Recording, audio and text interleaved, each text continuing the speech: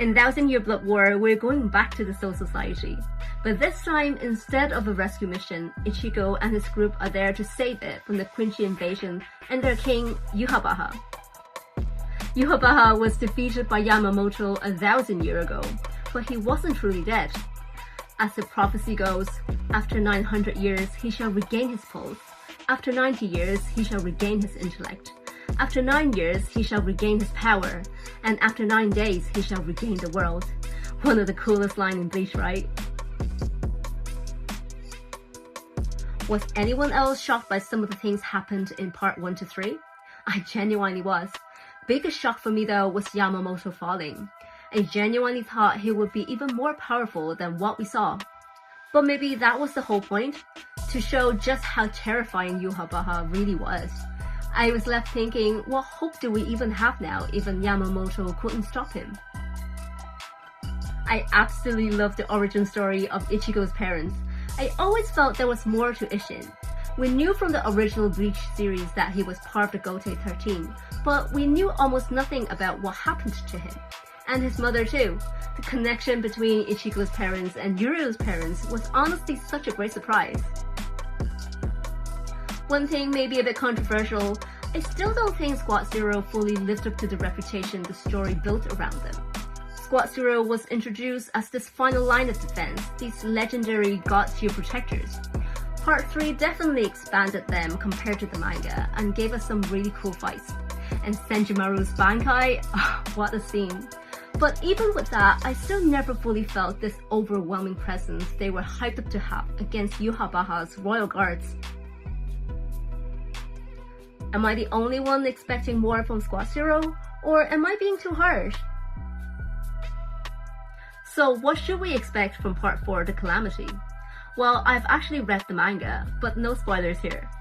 I'm still very excited to watch it in action as the story unfolds. Even though I know where things are going, watching the anime is a different experience. Everything shown so far gives the feeling that Soul Society is reaching its final breaking point, and things are narrowing down between the clash of Ichigo and Yhwach. The trailers and visuals also make it feel pretty dark and apocalyptic. And can I just say, what about Aizen? When Aizen appears, I lost my mind. Like, what role is he actually going to play? Is he an asset? Or Aizen actually still scheming? One thing I found really interesting is that the anime is not really a one-to-one manga adaptation anymore. A lot of fans are wondering how they're going to fit the final 23 chapters of the manga into around 13 to 14 episodes. Especially because many of us felt the manga ending felt a bit rushed. Like, some major fights ended very quickly, and some characters disappeared with very little explanation. Like Yachiru, will we find out more about her? The ending just felt a bit abrupt overall, without enough aftermath. Kubo himself actually mentioned that health issues affected the final stretch of the manga.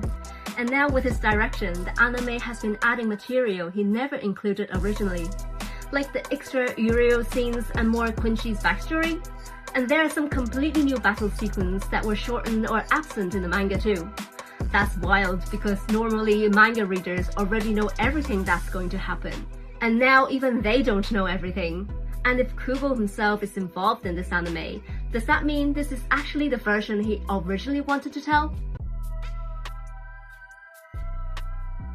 It's really exciting getting brand new scenes and expanded storylines that we never got originally.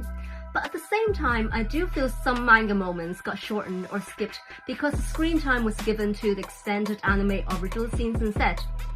And that's where I'm conflicted, because part of me wants the anime to stay faithful to the manga.